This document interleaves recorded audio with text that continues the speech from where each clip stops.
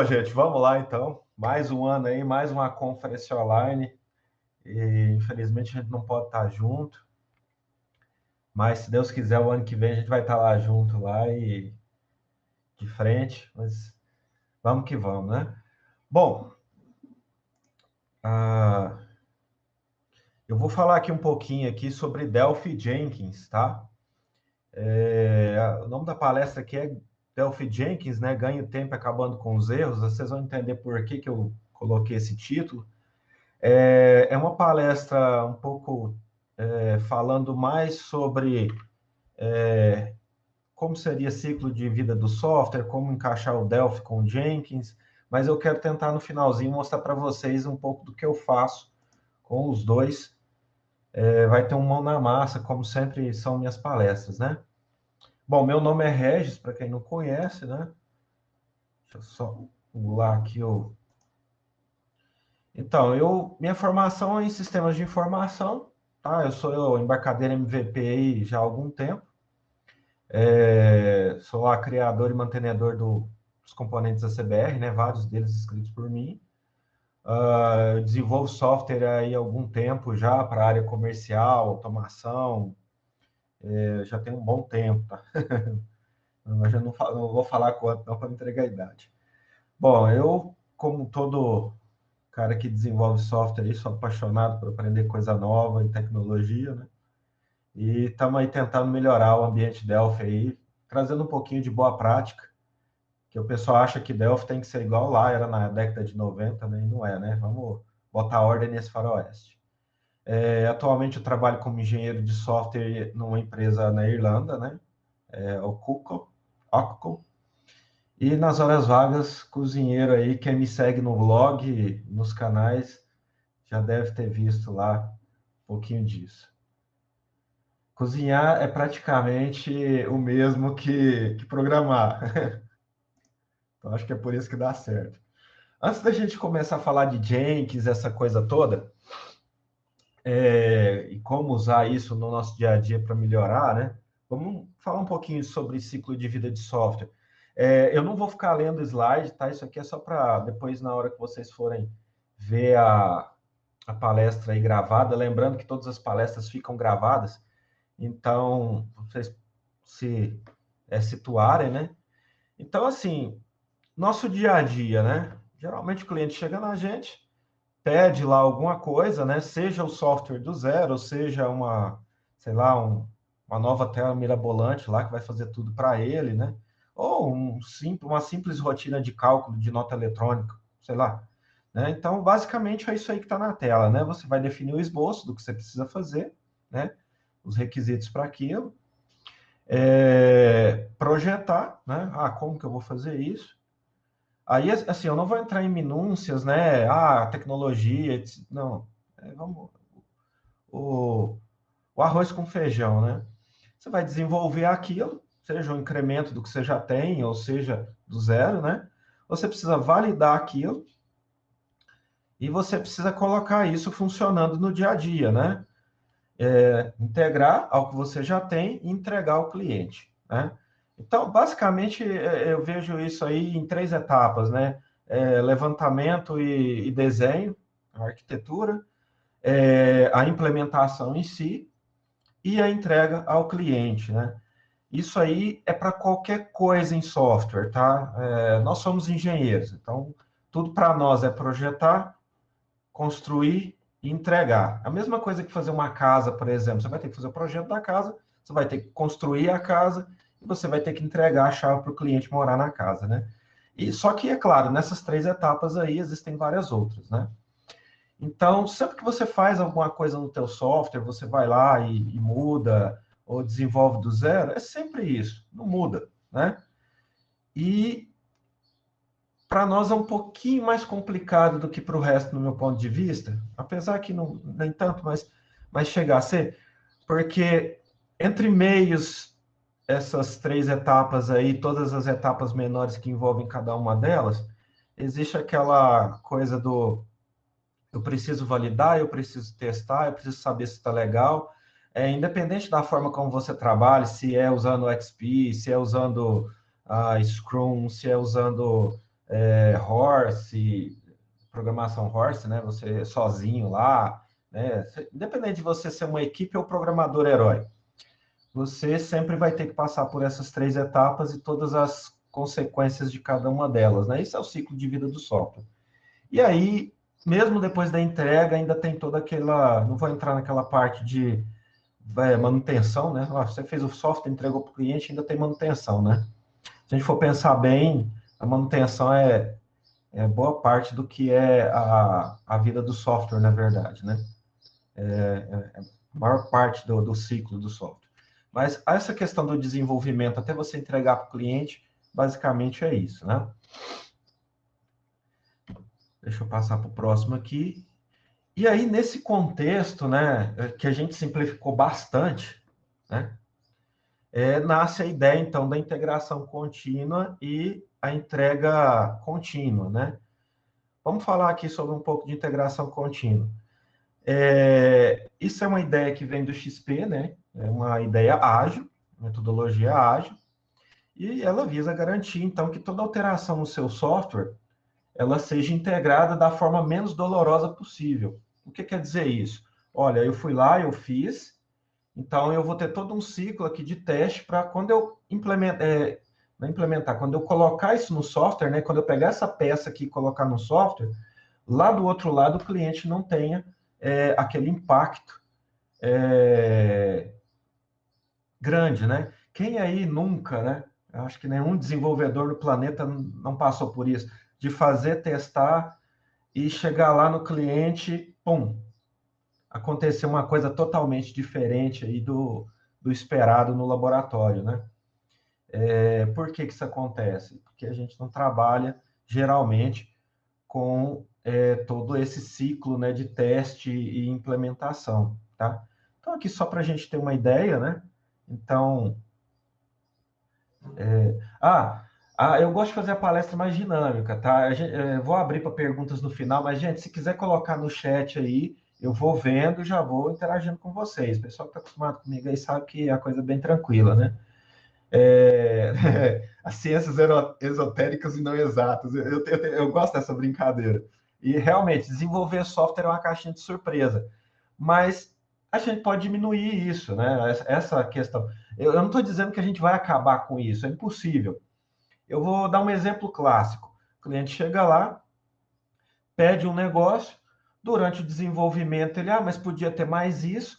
Aí o programador, geralmente, ele quer ser, né, o grande amigo do cliente, aquela coisa toda, ele começa a implementar. Então, nisso aí você já mudou os requisitos, né? Mas eu posso usar sprints, eu posso usar fases, eu posso usar escada, sem problema. Mas tudo impacta, né? Eu trabalho hoje com desenvolvimento de software global, para 77 países.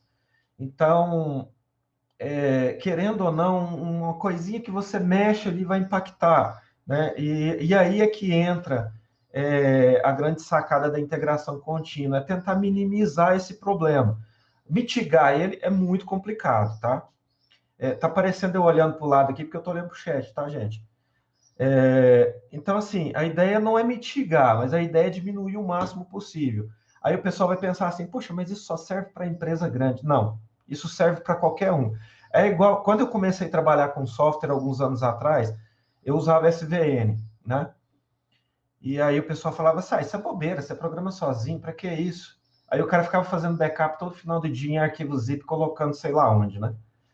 E aí eu já usava desde o início, eu sempre gostei de tentar trabalhar com boa prática, né? Então eu tinha lá meu servidor SVN, aí quando começaram a aparecer os servidores SVN hospedados na nuvem, de cara eu já peguei aquilo e migrei. E aí eu lembro de um ocorrido onde eu costumo trabalhar com consultoria para desenvolvimento também, o cliente foi e perdeu a máquina dele, né? E ele tinha os zips, mas os zips estavam atrasados, o que é muito comum em backup para arquivo, né? E aí ele falou, poxa, hoje eu fiz muita coisa e eu perdi. Eu falei, se eu estivesse usando SVN, não.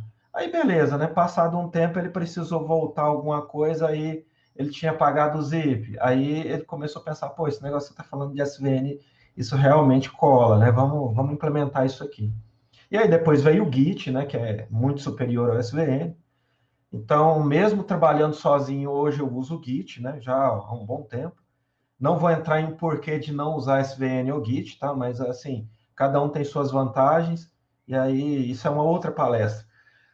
Mas, voltando aqui, né, seria mais ou menos isso aí que está nesse loop infinito aí, né? Depois de tudo implementado ali, então você tem o código, né? Você tem o planejamento, você tem o código, você vai construir o software, você vai testar, você vai liberar para o cliente, que vai fazer o release dele, vai liberar para o cliente, aí você vai ter a operação diária e a monitoria dessa operação diária para saber se aquilo ali está legal. E aí volta lá no planejamento e faz tudo isso, né? E aí é que está a ideia da integração contínua, entrega contínua e deploy contínuo, né? Deixa eu só. Então, sempre que eu faço uma alteração, é isso aí, não foge, tá? Ah, não, eu faço diferente. Não, você não faz diferente. Você pode fazer mais simples, você pode fazer mais complicado, ter menos ou mais etapas, mas é isso aí. É pensar, fazer, entregar. Não foge disso, software é isso, tá? Então, se isso é padrão, eu consigo, então, automatizar. Tudo que é padronizado consegue ser automatizado, certo? Deixa eu só ir pular o... E aí entra o Jenkins, né? Que vocês já viram na palestra anterior aí. Mas aqui eu não vou ler isso tudo, tá? O que é o Jenkins? O Jenkins é um servidor de automação de código aberto. Tem outros? Tem vários outros. Por que eu uso o Jenkins? Meu sangue é open source, né? Eu comecei junto com o Daniel, com o André, com o Júlio Omar, com uma porrada de gente aí, o projeto CBR, o projeto CBR está lá, tem mais de 100 mil usuários, então meu sangue é open source, então eu tento sempre ajudar projetos open source, né? Cada um tem seus prós, seus contras, vai depender do teu ambiente, óbvio, né? Se você vai para um ambiente Azure, provavelmente uma ferramenta Microsoft vai ser melhor, mas, bem, eu uso Jenkins, tá? Para quê? Para automatizar isso que eu tenho no dia a dia, né? Então, eu codifiquei, eu subi para o meu Git, dali para frente é o Jenkins que faz tudo, tá? Eu tenho uma máquina de build, nessa máquina de build tem o Delphi instalado, tá? Eu não preciso do Delphi inteiro, eu só preciso do compilador Delphi. Eu posso subir essa máquina com Docker, para quem é viciado em Docker aí, dá para criar uma máquina Docker e fazer, botar tudo lá dentro para na hora que quiser subir ou voltar, seja o que for. É assim que eu faço, inclusive. Quanto à licença que você precisa ter do Delphi, você conversa, eu vou falar disso agora. Você conversa com o pessoal da embarcadeira, eles te liberam lá, igual eles fizeram para mim, se você tiver a licença. Eles te liberam uma trial completa, tá? Com uma licença, essa licença vai ser o suficiente para você instalar o Delphi. A IDE vai vencer, mas o compilador está lá. Por que então não pegar uma trial direto do site e não passar por essa burocracia com a embarcadeira? Porque a trial do site não tem o compilador, tá? O compilador não é por linha de comando, perdão. Ele é por IDE. Então, liga na embarcadeira, coisa mais tranquila, manda um e-mail, eles vão te liberar uma licença trial super lá, que instala tudo. Você instala e pronto, esquece aquilo, tá? Dali para frente você vai interagir só com o servidor do Jenkins, tá? Nessa máquina. Então, eu tenho uma máquina de build lá, eu vou mostrar para vocês mais ou menos como é que funciona, quase no finalzinho. E eu interajo ou via a web app do Jenkins, né, a interface web do Jenkins, ou via VS Code, que eu vou mostrar para vocês ali. Tem uns plugins que você instala no VS Code que ajudam bastante. Aí eu vou falar qual que é a sacada de um e de outro, né? Mas assim, é bem tranquilo. Instala esse Delphi que a Embarcadeiro manda para vocês, que é um super trial, que vai com o compilador de linha de comando. A IDE vai vencer, o compilador continua lá e segue a vida. E vocês vão ver como é que é simples implementar tudo isso, tá? Eu não vou ler tudo isso aqui para vocês, eu coloquei mais só para embasamento mesmo, mas só uma coisa interessante aqui, né? Então, quem criou ele ali foi eu não sei falar o nome desse cara, Kochuk, né? ele era desenvolvedor da Sun e cansou de mandar coisa e quebrar. Ele mandava as coisas e às vezes quebrava, e o pessoal do time dele vinha louco em cima dele. Então ele cansou disso, aí falou: eu vou automatizar, que aí eu vou conseguir rodar um build teste, vou fazer tudo e vou entregar lá só o que tem que ser feito, né? Aí ele usava os brands, né? Então ele fazia o build teste em cima do brand dele, deu tudo certo, ele subia para o brand principal, né? Então ele fez essa ideia do Jenkins inicial com esse intuito, né, de parar com que os outros queiram matar ele, né? O Jenkins hoje, né? Ele deixou de ser uma ferramenta só para isso, só para automação, e passou a ser uma ferramenta de orquestramento de toda a pipeline de entrega de software. Dá para você fazer tudo. Eu vou mostrar um script que eu uso no dia a dia para vocês, vários scripts, na verdade, e vocês vão ver que dá para fazer tudo, tá? E essa coisa da entrega contínua, ela faz parte da cultura DevOps, né? Que é uma cultura aí que tenta acelerar a entrega de software, porque codificar é fácil. Não sei se vocês estão no dia a dia e vocês sabem. Ó, depois que o requisito está pronto, depois que você levantou tudo que precisava, codificar é escrever. Eu tenho uma frase, que eu não sei se vocês vão concordar com ela, que para mim, linguagem de programação é como se fosse um pincel na mão do pintor, né? Depois que ele tem toda a ideia desenhada na cabeça dele, ele vai lá e pinta. Então, programação é isso. O mais difícil é saber o que se tem que fazer. Fazer é muito fácil, né? E aí vem a segunda dificuldade, que é entregar isso garantido para o cliente, sem o cliente ligar para você falando: ó, isso aqui não deu certo, né? Então, hoje o Jenkins é uma solução que é amplamente utilizada aí no mundo inteiro, né? A grande vantagem dele é que ele trabalha com plugins. Então, nós temos aí mais de 1.700 plugins que permitem que o Jenkins faça basicamente tudo, né? Então, virtualmente, você consegue fazer qualquer coisa hoje com o Jenkins. Eu não gosto de usar linha de código, né? Ir lá escrever na linguagem do Jenkins. Não tem problema, você tem lá o Blue Ocean, que torna o Jenkins todo visual. Você vai arrastando, igual aí no Delphi, vira RAD. Eu não gosto, eu sou cara das antigas, gosto de codificar, mas eu tenho colegas que usam Blue Ocean, por exemplo, para criar os processos de automação, né? Ele tem hoje ali, só rapidinho, né? Mais de 165 mil instalações ativas e 1,65 milhões de usuários no mundo. Então, assim, é um negócio que a gente sabe que funciona. É tipo Projeto CBR, né? Nós temos 100 mil usuários no Brasil. Então, é certo que funciona, né? A beleza do open source, né? Todo mundo ajuda todo mundo, né? Seja com código, seja com entrando num fórum e ajudando. Às vezes a dúvida do colega é uma coisa básica para você: mas eu não sei codificar aqui um componente. Não tem problema, mas você entende de NFE, por exemplo, e pode ir lá ajudar o cara, né? Aqui é a mesma coisa, né? E aí, onde é que o Delphi entra nessa brincadeira, né? Então, voltando lá no inicinho, né? Todo mundo que tem Delphi aí, que usa Delphi, já passou por essas situações, né? De em algum estágio ter algum problema porque não foi testado, porque não foi testado como deveria, e aquela coisa toda. Então, aí a gente vai aprender a começar. Eu não vou ensinar aqui, óbvio, né? Não dá tempo, são 30 minutos somente, mas o programador Delphi ele tem que mudar a cabeça dele, ele parar de escrever código e parar a pensar em como escrever código melhor, tá? Tem vários cursos aí do Túlio que te fazem mudar essa cabeça, é um bom caminho, tá?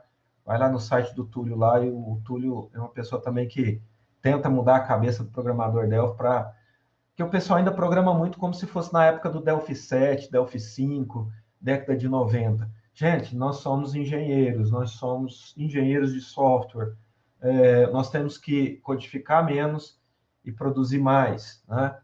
Então, para fazer isso, a gente tem que pensar melhor, tem que melhorar os processos, né? Então, muitas empresas hoje, elas não aceitam que se escreva uma linha de código sem antes se escrever o teste para esse código. Mas como que eu vou escrever teste para uma coisa que eu nem fiz? Esse é que é o negócio. Se você foi lá, levantou os requisitos, pensou tudo que tinha que pensar. Vamos colocar em palavras bem simples, né? Você já sabe como testar. Então, você tem ali como escrever um teste.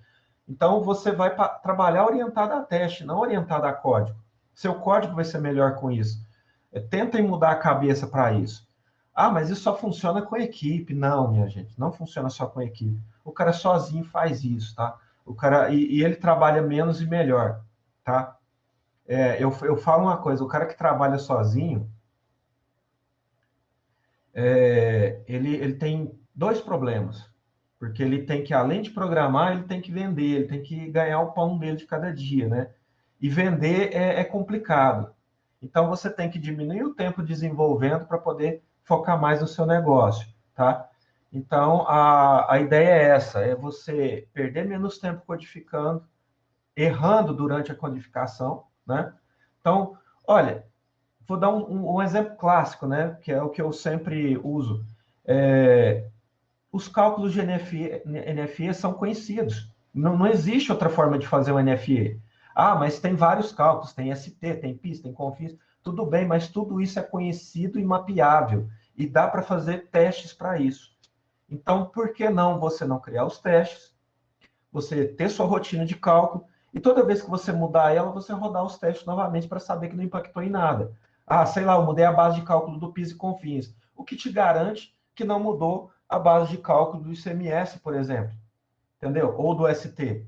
Então, é aí que entra a automação dos processos, a automação de testes, né? É você escrever testes para isso, é você trabalhar de uma forma menos orientada a componente, mais orientada a objeto, a código, e que possa ser testado. Quando você trabalha muito RAD, excessivamente RAD, você perde esse mundo bom, né? Essa coisa boa. Então, RAD é muito bom para fazer tela, tá? Que é a nossa view, né? Mas quando você começa a trabalhar muito orientado a componente, aquela coisa toda, configurando tudo em componente, começa a ficar difícil de escrever testes para aquilo e, consequentemente, automatizar e ter certeza que uma coisa não impactou em 10 outras, né? E isso funciona para uma equipe de 100 e funciona para um cara sozinho trabalhando. É a mesma constante, tá? Então, pensando nisso, por que não automatizar tudo isso e clicar num botãozinho lá e pum, né? Magicamente tudo acontecer. Fazer o build lá dos testes, deu tudo certo, fazer o build do aplicativo final, pegar ele, colocar num servidor de atualização, gerar uma instalação offline, subir por FTP, avisar alguém, né, em algum grupo, quando é uma equipe, olha, foi liberado o release e assim vai, né? E tudo isso pode ser feito, tá? Usando o Jenkins e usando o Delphi. O pessoal tem uma coisa na cabeça que Delphi é antigo, Delphi não aceita essas novas coisas, né? Mentira. Delphi é linguagem. Delphi não tem nada a ver com isso, entendeu? Isso é engenharia de software. Então, não importa, né? Por isso que eu fiz esse slide simplesinho aqui, ó. DevOps não depende de linguagem, né? Então integração integra contínua não tem nada a ver com linguagem, tá? Engenharia de software, é boa prática, tudo isso. O Delphi é uma parte do processo, tá? E o Delphi hoje, por exemplo, ele já tem integração com Git, então de dentro da própria ideia você consegue usar o seu repositório Git, SVN também. Então, assim, tá ele acompanhando, né? Mas ele também sozinho não faz tudo. A gente tem que aprender isso, né? Delphi sozinho não é herói, né? E então boas práticas não dependem de linguagem. E agora deixa eu aproveitar aí mais um tempinho aí para a gente mostrar um pouco aí do que pode ser feito, né? Deixa eu jogar aqui o VS Code na tela, tá? Vocês estão vendo aí. Dá para fazer com VS Code e dá para fazer diretamente na interface do Jenkins, tá? Eu não vou entrar aqui no mérito de instalar o Jenkins e tudo mais, tá? O Jenkins está lá no site jenkins.io, tá? Como eu disse, open source, é só baixar, instalar. A única dica que eu dou é, na instalação dele, vocês setarem o usuário como ele pede, seguir a instalação dele, fazer o que ele pede. Tem gente que não seta o usuário e deixa no usuário local. Costuma dar problema, tá? Então, lá ele fala, ó, crie um usuário ou utilize um usuário administrador. Só siga isso, né? Alguns servidores já têm ele instalado, tá? Mas se você quiser instalar localmente, montar o seu próprio servidor sem problema. A interface dele é essa aqui, nada complicado. Então, ele vai pedir usuário e senha, que eu já coloquei aqui, né? E aí você vai ter aí os seus projetos, né? E se você entrar dentro de um projeto qualquer lá, você vai ter a pipeline dele, né? E você vai ter aqui as configurações. Aqui eu estou usando pipeline, né? Então, eu estou usando tudo via código. Mas dá para fazer usando a outra forma que eu vou mostrar ali daqui a pouco para vocês quando for criar um projeto. Eu só tenho que tomar cuidado com o tempo aqui, né? Então, aqui, tá vendo? Eu estou usando o código, então eu faço tudo via script, né? Mas quando você vai criar um projeto novo, um novo job, né? Você pode fazer ele via freestyle, né? Ou usar a pipeline. O freestyle, ele vai permitir você montar ele passo a passo, né? E aí você pode colocar um tipo de comando lá, por exemplo, um comando batch. Deixa eu só fazer um teste aqui, só para ver se ele vai... Isso. Aí, tá vendo? Aí vai ter toda a estrutura aqui, né? Do que você pode fazer ou não. E aí você vai adicionando aqui, ó, executar shell, executar comando. Esse Maven aqui é mais para web, né? E assim vai, tá vendo? Ó? Enviar arquivos para FTP. Isso aqui vai mudar conforme os plugins que você instala nele, tá? Então, aqui, por exemplo, apareceu para mim o FTP, porque eu instalei o FTP, né? O plugin de FTP. Você pode usar ele assim, e você pode usar ele, deixa eu sair daqui, via script, como eu mostrei para vocês aqui, tá? Bom, para rodar, coisa mais simples do mundo, vocês vão entrar no projeto lá, deixa eu pegar um projeto que tem, sei lá, alguns parâmetros. Aí aqui vai aparecer para vocês o construir, né? E aí, conforme os parâmetros que você definir lá, eu vou mostrar daqui a pouquinho, ele pode aparecer essa tela aqui para você marcar o que você quer gerar ou não, né? Ou já mandar direto aqui e ele vai fazer a geração, tá? Então, vai ter aqui todo um... Deixa eu ver aqui...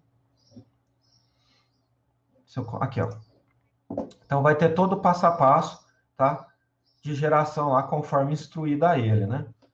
Bom, eu vou abrir ali no VS Code, que é um pouco mais visual, né?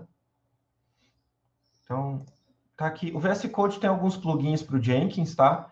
Eu uso eles aqui, então eu consigo conectar no servidor e tudo mais. Aqui não tem nada de plugin, aqui é arquivo Groove normal, que é a linguagem do Jenkins, linguagem de script, né? Na verdade, nem é do Jenkins, né? É do Apache.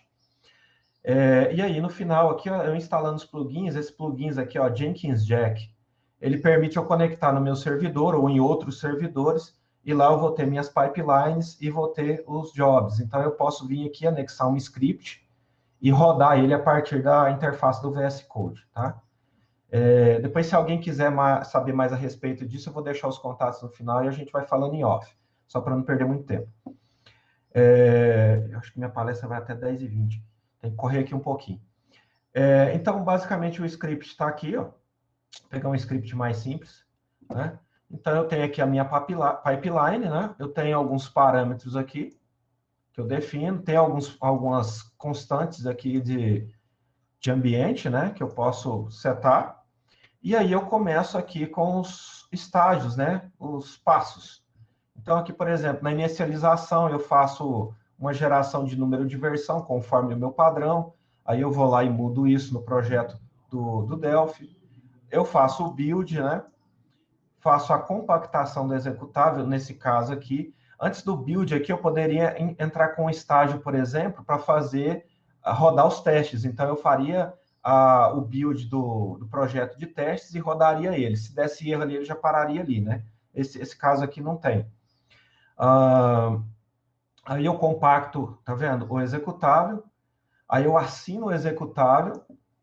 Eu copio esse executável para um servidor de release que eu tenho, né? Então, eu tenho um servidor de atualização que atualiza os usuários, então eu copio os arquivos para lá. E, por fim, eu faço a geração dos instaladores offline e coloco eles no site, tá vendo? É um passo a passo. Aí aqui entra a beleza do negócio, né? Ah, como é que eu vou fazer o build para Delphi? Aí eu usei um contexto que existe no Jenkins, que é de shared libs, né? E escrevi uma lib aqui, ó, em Groove, para fazer o build em Delphi, né? Então eu criei aqui uma lib que se chama build Delphi. Eu seto o projeto aqui, algumas coisinhas. E aí eu vou lá e faço o build, tá vendo? Usando o MS Build aqui com as configurações, né, padrão. Eu faço o build a partir do dproject, né? Para isso, é importante usar esse arquivo aqui, rsvars, tá? Que ele fica dentro da pasta bin do Delphi. Deixa eu pegar aqui, ó. Então, se vocês forem lá em arquivos de programa embarcadeira, estúdio, versão do Delphi de vocês, bin, vocês vão ter esse rsvars aqui, ó. E se vocês abrirem ele, vocês vão ver que ele tem todo o set de ambiente necessário aqui para o MS Build funcionar, tá? Eu posso copiar isso aqui e colocar lá na timeline, ou posso colocar isso lá como um step também lá quando eu uso aquele projeto livre, né? Eu optei aqui por chamar ele, tá vendo? Ó? Porque aí, independente da versão do Delphi, porque quando troca a versão, eu venho aqui, ó, só troco a versão do Delphi, ó. E aí, deixa eu ver se dá para aumentar aqui um pouco isso. Tá vendo? Eu troco aqui a versão do Delphi e pronto, automaticamente eu não preciso mexer na minha shared lib aqui. Ele já sabe lá como buscar. E a mesma coisa para todo o resto, tá vendo? Onde eu precisei fazer, por exemplo, aqui, ó, tá vendo? Eu tenho uma shared lib aqui de compactação usando o UPEX, né? Aí eu tenho uma aqui de assinatura usando o... Deixa eu só abrir aqui. Ó, quer ver? Deixa eu pegar aqui. Assinar EZ, ó. Tá vendo? Então ela usa ali o assinador da Microsoft. E assim vai, né? E assim tem todos os outros aqui. E no fim é tudo um passo a passo, né? Bem simples e bem tranquilo. E que você pode fazer o que quiser. Olha, copiar arquivo, né? Eu fiz esse copy files aqui, uma shared lib, mas ela basicamente usa Xcopy, né? Foi só para reduzir tudo a uma linha. No final aqui eu uso o Ino Setup para gerar um instalador offline, né? Então eu fiz uma lib para chamar o InnoSet, o compilador do InnoSetup. E aí eu passo aqui o script de geração do instalador e por fim subo lá para FTP. Então o que aconteceu aqui? Lá no meu servidor de build, toda vez que eu subo a versão final do fonte para um branch específico, ele já captura aquilo, né? Ele vai e já starta o script conforme a necessidade aqui e já faz todo o processo. Então, sempre que eu libero uma versão, sempre que eu quero liberar uma versão, eu vou lá e já tenho o site, o meu updater funcionando, né? Meu updater atualizado, que vai atualizar meus clientes. Eu tenho instalação offline no site para os meus parceiros, que vão fazer a primeira instalação para o cliente, e todo o resto, né? Ali eu não mostrei a questão de build test nem nada, mas tem também. Então, assim, eu tenho certeza que quando eu entregar o negócio, a partir do momento que o código-fonte está pronto, né? Dali para frente, tudo vai estar ok para entregar para o cliente, tá? É muito rápido, né? A palestra, então não dá para a gente entrar esmiuçando, né? Deixa eu só ler algumas perguntas aqui. O Christopher que falou, né, que ele usa o DC32 porque o MS Build ele tem um problema, tá? Se você tiver pets muito grandes no Library Pet, ele dá problema. Na máquina de build, eu só tenho Library Pets para compilados. Então, por exemplo, o ACBR lá, ele está todo dentro de um diretório. Então, eu uso só o diretório de binários do ACBR. A DevExpress, que eu uso, mesma coisa. E assim vai. Né? Porque na máquina de build, eu só atualizo componentes nela quando eu já testei nas máquinas de desenvolvimento. Então, por exemplo, o ACBR. Eu baixo ele na minha máquina, atualizo, tal, testo tudo, deu certo. Aí sim, não, essa versão da CBR aqui eu vou colocar em produção. Aí eu vou lá e atualizo o CBR na máquina de desenvolvimento para aquela versão, né? e aí eu faço, usando a CBR install, eu compilo a CBR e não coloco o library path com os fontes .pes. Eu coloco para o bin, né? E a mesma coisa para qualquer outro componente. Por que disso? Para evitar que o componente seja um fator de erro no build final, tá? Nas máquinas de desenvolvimento, não. Nas máquinas de desenvolvimento, library path normal, né? Mas na máquina de build, só componente compilado, para evitar que haja problema gerado por componentes, que já aconteceu comigo isso no passado, de tudo tá bonitinho, tudo lindo, mas aí alguém foi lá e subiu algo, por exemplo, no CBR com erro, e a versão minha ficou com erro por causa do CBR, um exemplo, né? Só usando o CBR como exemplo. E assim poderia ser para qualquer componente. Então, componentes na máquina de build eu só tenho homologados. Então, o componente que está lá, a versão do componente que está lá, ela já foi homologada numa máquina de desenvolvimento, tá? Porque aí eu tiro da cabeça que um componente pode dar problema. Por isso. Uh, deixa eu só passar aqui para o próximo slide, aí a gente abre para perguntas aí até a próxima pessoa começar. Bom, aqui estão meus contatos, tá? Meu e-mail, LinkedIn lá, quem quiser conhecer, tem o meu canal. No canal tem um curso de Faridac completo, do básico ao avançado e mais outras coisas lá, bem interessantes de Delphi. E tem o meu blog aí no Facebook. E esqueci de colocar aqui, desculpa, tem o meu site lá, que é o regis.com.br, né? E o QR Code aí para vocês votarem na palestra, tá?